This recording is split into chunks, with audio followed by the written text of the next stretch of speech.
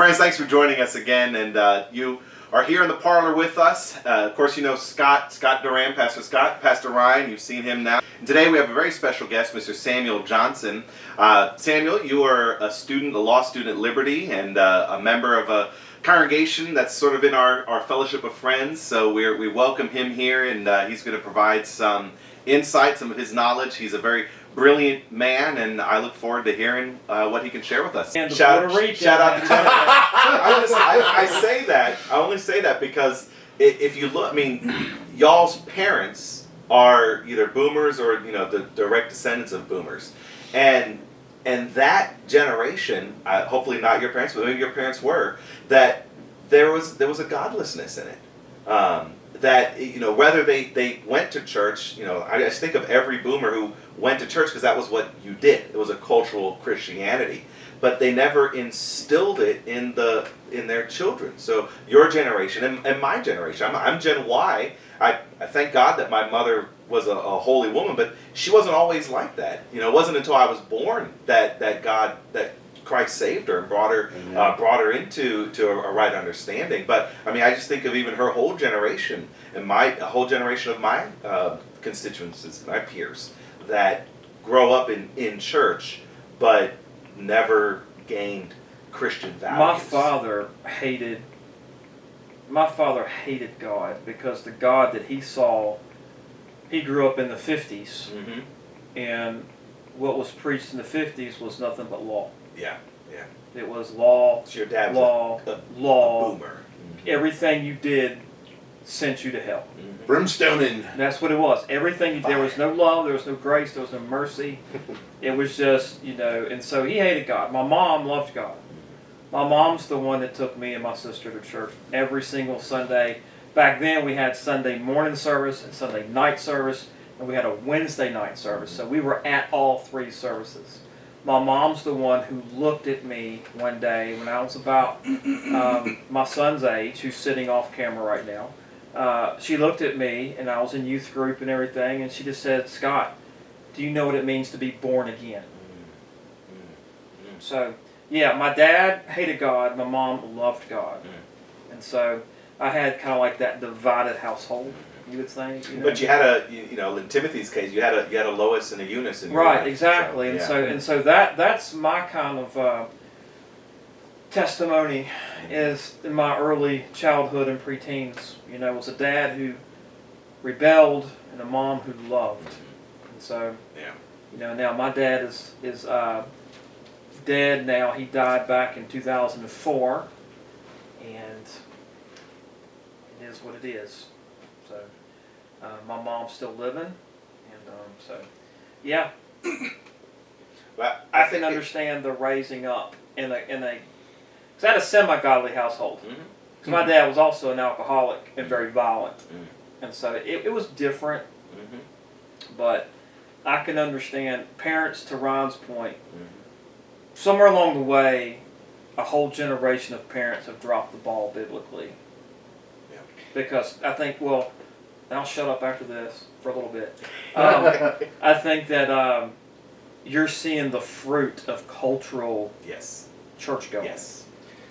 I was going to speak to that as well. I think a whole generation of church leadership and preachers have also dropped the ball. Yeah. I think there's a large portion of the American church that's complicit in this idolatrous self-worship. I mean, you see a lot of these mega churches proclaiming things like, live your best life now, and it's all about you.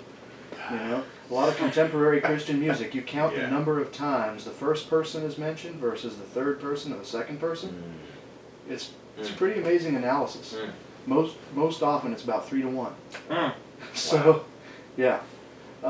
There's a lot in the contemporary Christian church that leaves a lot to be desired. You see quite a few churches that are still teaching the counsel of God, but they're few and far between, and you can usually tell them apart by their size because they're small. Yeah. Oh yeah. You know. Oh yeah. It's not a popular thing for society right now. But I mean, we're in good company. Jeremiah, in his whole ministry, didn't have anybody that really wanted to follow what he had to say. Isaiah struggled. You know, Elijah was threatened several times The churches in the time of the apostles. Yeah. Right? They were very small minorities. Yeah. So we're in good hands, and it doesn't bother me at all. Nope. It's just a matter of trying to get the truth out, and I just, you hear that terminology. They need to get woke. But what about the churches? What about the people that claim to know Jesus Christ? They need to get woke to the fact that there's some things that can be done in the name of Christ that will show the love, the grace, and the mercy. Mm-hmm. But then there are a lot of things done in the name of Christ that show hypocrisy, hatred, and violence. Yep. And it just is sad to see that so many people that don't know Christ, media is blasting all that hypocrisy, and that's what they think the church is. Yeah. Yep. And it's sad. When the face of the American church is Joel Osteen. Oh gosh. No, seriously, because that's he's got I think right now, I could be wrong, but I think he has the biggest church in America post-COVID. He still has the largest. I think he had the largest before COVID. Yeah. But I don't even know if COVID's even over. We'll probably get the little warning underneath the YouTube video about COVID-19 vaccines. I'll go ahead and say it so we can get the warning.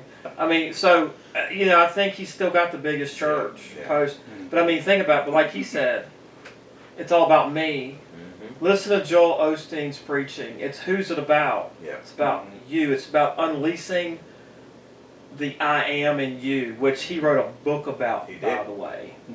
So that is very interesting. Mm-hmm. It's all about you and you and you. Go back. Well, no, don't do that. I was going to say, go back and listen to his message. No, you'll never hear him preach a message of repentance and faith and being justified in Christ alone. You'll never. Rick Warren is the one who started the seeker-sensitive stuff.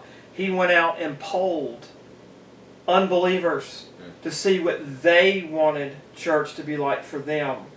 He's the one that started all this nonsense, in my opinion. Church is not for... You don't make unbelievers comfortable. You just don't. The gospel doesn't make you comfortable. What's it say? For all have sinned and fallen short of the glory of God. Mm-hmm. Ryan, you had brought up parenting. Yes. And we sort of talked about it, but then, drifted off into another direction. I want to go back to parenting because I think that's an important subject that I know for me. So Samuel, I don't know if you know, I know these guys know, I serve in a denomination that is very liberal. Mm-hmm. And this church is not as liberal, but it is a church that has, because of that denomination, they haven't heard a lot of sound preaching on parenting is one of the subjects. And so because of that, I've got folks who don't have a biblical worldview or biblical understanding of what is parenting supposed to look like from a biblical perspective. Well, the problem is, parenting, when you get down to the very beginning in Genesis, Adam and Eve weren't great parents. We can see that with Cain and Abel. Yeah. There was a disconnect right away. Some attribute Adam and Eve as great parents because of Abel. Because Abel was one of the first prophets. Jesus even brings that up, saying the blood, of Abel. And I think it's found in Hebrews 11 too. It's Hebrews. Yeah. Mm-hmm. But Cain, what happened there with Cain? And there's a disconnect right away. And then you get to Noah, and you see that, one of his children are cursed because of a disconnect. And so that's been a struggle with parenting, is a disconnect with the children. And I can't fault parents completely, because you could be the greatest parents and still have a child that rebels and wants to go because of the flesh nature. I mean, you can think there's two biblical examples that are perfect for that. You think of the prophet Eli. Eli, he wasn't perfect, but he was a prophet called by God, ordained. His two sons, wretched, thieves. They took bribes. I mean, these guys were. I mean, they were depraved. And now flip it the other side. King Saul, who, God forsaken, who God forsook. God sent an evil spirit on him, someone who was not a righteous man. His 2 sons, Jonathan, David's best friend, a brother. So you can see how there's 2 biblical examples where the parentage doesn't necessarily automatically assume that, it's going to go the same. But generally speaking, I think you can make that assertion. I'm very fond of calling children examples of fallen human nature in its purest form. Yeah. And our job as parents is to try to impose training on them to try to counteract that nature. And whether or not we succeed in doing that is one thing, but that nature is always going to be there. So at some point, the liability of the parents for the acts of the child is a little too remote to really be reasonably chargeable. But there is a lot to do. I would bring it down to success rate. If one of your kids does something really bad or whatever, that can be a fluke, right? If 2 or 3 of them go bad, there's a systemic problem there in all likelihood. Yeah. So, in my raising my children, and you all know my children. Yeah. So you've got older children. I have older children, yes, and they all follow Jesus Christ. I call that a success. Yes, sir. Because you all want a Christian parent wants a child to love Jesus. Mm-hmm. I had this setup with them, and it was called the Lord Principle. It's called listen, obey, respect, and do. And basically, today you could ask them, what does Lord mean in parenting? And they'll know what you mean, and they'll say, listen, obey, respect, and do. And I believe, now that's just for me, not for everybody else, that's exactly what the Bible teaches. We listen to God. We obey His commands. We show respect and honor to God when we do that, but we show that we love Him by what we do with that. And that's where that principle came in. And I would always tell them if they were doing something that was not right, who's the Lord of your life? And are you following the Lord? Which meant that principle. That's really good. And I think part of the issue with parenting right now is that in our culture, where such a huge emphasis is placed on equality, we've lost the understanding of hierarchy. Yes. We don't understand that there is an authority structure, And that is what's in certainly my denomination, and I would say even in parts of my church, is that egalitarianism over and against complementarianism, which is the more biblical principle. Right. And and it goes back to, yes, we're equal, men as women before God in terms of justification and value, but there is a hierarchy, a structure, an order that starts in the family, and you see it expanding out into society, into the church. Who decreed it to be that way? God. Exactly. And so what do we see? Again, we go back to what? Psalm 2 and Romans 1. Yep. Yep. But exactly to be right. clear, because we haven't really stated it, the hierarchy is that God has placed the man as the leader of the household. Under the authority of Jesus Christ. Amen. And in authority over his wife. And that's the way that God has built the institution of the family. Amen. Thank you. I just wanted to bring that up. I think that's absolutely clear. Yeah, that needs to be made clear. Yeah. And what we see is this being subverted in society. I remember when the BLM movement started getting on a rise, and they're lit. Well, and I went and looked at their creedal statement. I mean, I don't know if it's still on their website or not, but it was their belief statements. We believe this, we believe that. To get rid of the nuclear family. And that was one of the things we believed. It wasn't just we believe in making money? Yeah. But it was an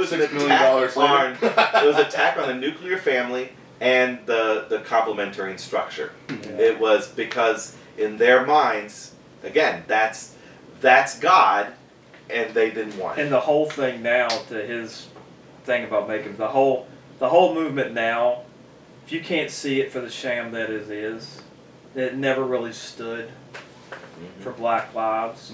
It all stood for what? All the money was raking in, and you saw what their leadership has done with that money, right? A mansion and all I that mean, stuff. so it's ridiculous it's just so ridiculous that people still uphold that as a legitimate organization. But it goes back to just attacking the family structure. Yeah, and Back to what you were saying about trying to keep everything equal and complementary. We see that in churches. When I was in children's ministry doing Upwards, parents were pushing to say that they wanted no winners, but everybody to be a winner. Interesting. So everybody gets one of those participation prizes. Yeah, Not exactly. not everybody gets a trophy at my house. But I You had lose, you I had a lose. private meeting with the parents, Yeah. and I told them, I said, if you can biblically show me in the Bible where that is the case, because we know that those that follow Christ inherit heaven. Those that don't follow Christ will be cast into hell. Now tell me where the equality is. Right. Yeah. And I'd like to say a little bit about the nature of authority, because I think the push for equality is largely based on a misconception of what authority is. It's not merely power to command. Exactly. The power to command derives directly from the assumption of responsibility. Jesus has the power to command every man in the world because he took upon himself the responsibility for every one of us. He took upon himself the onus of dying in our place and the responsibility for every one of our lives by virtue of creation and by virtue of his death and resurrection. So in our power, the man's power in the marriage relationship derives from his headship responsibility over his home and his household. You know, in all reality, I'm going to be answerable to God for what my wife does in our relationship and what my children do while they're under my tutelage. So I have the responsibility. I therefore need to have the power necessary to carry out that responsibility. So authority isn't just top-down power, you do what I say. It's, I have responsibility, I have a responsibility to you, I have a responsibility to God, and so I need to be able to exercise authority so that I can hold up my end of the bargain. And what we see is, it's, you know, very often one of the complaints is that authoritarian husbands. Well, that is, if you're authoritarian in an unloving way and you're just throwing your weight around, that is an unbiblical use of authority. There's a biblical way to use your authority, just like the wife in submitting isn't this mousy, you know, yes, do whatever you want. No, there's a sense of responsibility in for her as well. And what we see in families is both men and women giving up on their responsibilities or handing over. And one of the biggest ones that some of my folks are beginning to see is they're handing over the responsibility to the state. Yes. And one of the big things that I just had a conversation with a young mother in our church here that so many parents are giving over the responsibility of education to the state.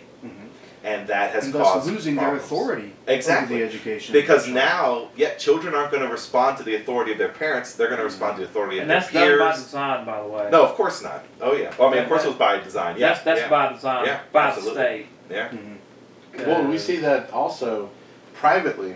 When you take a child to a doctor, this happened personally with my children when they were growing up. And so we take them to the doctor, and the doctor said, okay, parents, step out. And I said, over my dead body, I'm not stepping out. Yeah. And they said, no, I need to talk to your child privately. No. I said, no, No. I'm staying right here.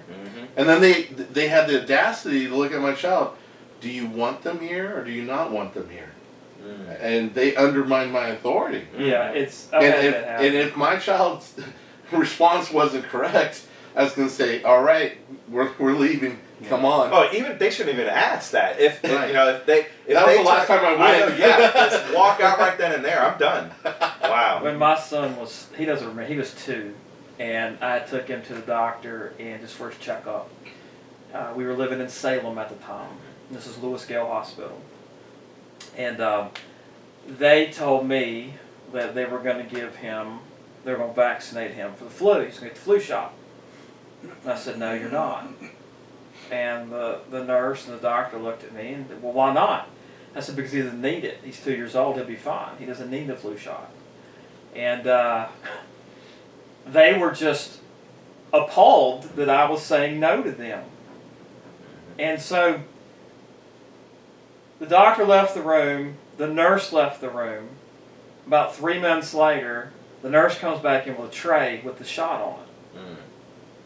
And she said, we're going to give your son the flu shot. I said, ma'am, no, you're not. And I picked my child up and I moved him behind me. And the intent was clear. You're going to have to go through me to get to my child. And you're not going to like where that needle goes if you try. Because she was going to get the flu shot. Yeah. Okay? Because I was deadly serious, like Ryan. We have, as a society, we have, in some respects, cowered to the medical establishment. And to different establishments you might be able to speak to. But definitely in the medical field, we've just been conditioned to sit down and shut up and let the doctors do what they want. Expertise trumps everything. Yeah. Exactly. Yeah. And as we've seen over the last 2 years, that ain't the case with this medical expertise. My favorite definition of the word expert is one who knows very much about very little. Mm. Well, let me just throw this out here. In the spiritual realm, Satan is an expert. Mm-hmm. Oh yeah. And he was created that way. The Bible says he was created in perfect beauty and perfect wisdom. Mm-hmm. So he is an expert. But he has got it so wrong. But he's the father of lies. Yep. That and see, Yeah. that's where it goes. Yeah. But I thought I was going to have to fight my way out of that hospital room. I really did, out of that doctor's room at Louisville Hospital. It was the pediatrics wing.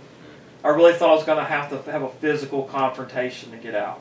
And they finally, in a huff, walked out of the room, and we were done. But I can understand your anger. You're sitting there, the doctor's basically telling you you're getting out whether you like it or not. And you're like, no, I'm not. This is my child. And I think with education, maybe here you go, maybe you've come across this. When did the parents lose their right to educate their child? Like, when did it become law that kids had to go to school rather than stay at home to be educated? Basically, when the state legislature enacted that into law. The law of the United States is still that parents have the authority and right to educate their children as they see fit. But the individual states are allowed to define and manipulate the scope of that responsibility and that power. So various state legislatures have passed various different laws to encourage an educated populace, obviously.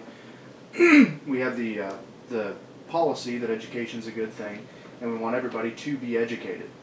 So I think what a lot of states have done is cast an overly broad net to make sure that parents actually are educating their children, because some parents just won't educate them, and we don't want anybody. Right, they become lazy in their responsibility to educate their kids. Like in Michigan, for example, my former home state, there are no restrictions at all. You can homeschool your children if you want to, without notice to anyone, without any testing requirements, without any kind of. I mean, you don't even have to get a religious exemption. Wow, so it's a free state in the sense that it's the freest state in the country for parental rights and wow, education. that is I never would have thought that. Yeah, Texas is about the same thing. Here in Virginia, we have to ask different. for permission. You have to ask for permission to homeschool. And I don't like that. I should No. not have to ask for permission to educate my child. Right, even if it's a religious exemption, my religion's none of your business. Yeah. So, excuse me. You're getting all there's a choked lot up of- over this. I Yeah, understand. it's a big serious deal. issue, Yeah, it's a big deal to me. I mean, I got 3 children, 3 and under. They're going to be school age pretty soon. No way in heck am I sending them to the government schools. Absolutely not. So, Well, I've got 3 children, and of course he's my oldest off camera, and the 2 of them are religiously exempted. Our 3rd one is going to start kindergarten this fall, and she will be religiously exempted. yeah. And so I just hate the fact that I have to ask the state's permission to have my children be educated by my wife and I. Right. But That just burns me up. But then, Yeah, I agree with you. It's wrong. That I the should default not is have the to state. ask for permission from the state for my children. No. but then it gives us the opportunity to show the example, where even Paul. Oh, the Old Testament, Scott, the example is shown quite clearly. I hear you. Even the Apostle Paul had to bow down to the authority when he was clearly in the right. He could have stood up. He could have made a stink. Even Jesus Christ could have. He even said, "I could have called legions of angels down," but he allowed the authority of the state, the authority of Well, the that's a little government. bit different because that was the decreed plan of God for salvation. But it's the It's a little bit different. It's the decreed plan of God that you're here in the state of Virginia, so it's not. It's not Well, I could different. move to Michigan if I wanted to. You go ahead. Be on, You just have to deal with winter. Yeah, I wouldn't advise that. But I'm The just saying. southernmost part of Michigan. I'm just No, that's saying even that. worse. It's really- I'm That's saying, Detroit. I'm saying that we can show that example, but you are absolutely right. We Yeah. need to stand up for the rights and push forward our rights without negating our example. Well, I'm not going to be mean about it at first. I'll give you that. We weren't mean about it with my first two children. It's just things have changed so much in 5 years. Like we had to do our middle child, and so now with her, with our youngest, you know, I don't know how you would think in the pandemic world now that more parents want their children at home versus sending them to a place where they could come home with some kind of disease or whatever, right? So you would think that the homeschooling aspect would be a lot more popular, which it has become a lot more popular over the last 2 years. So you would think then, my point is this, that when you petition for it, they just grant it.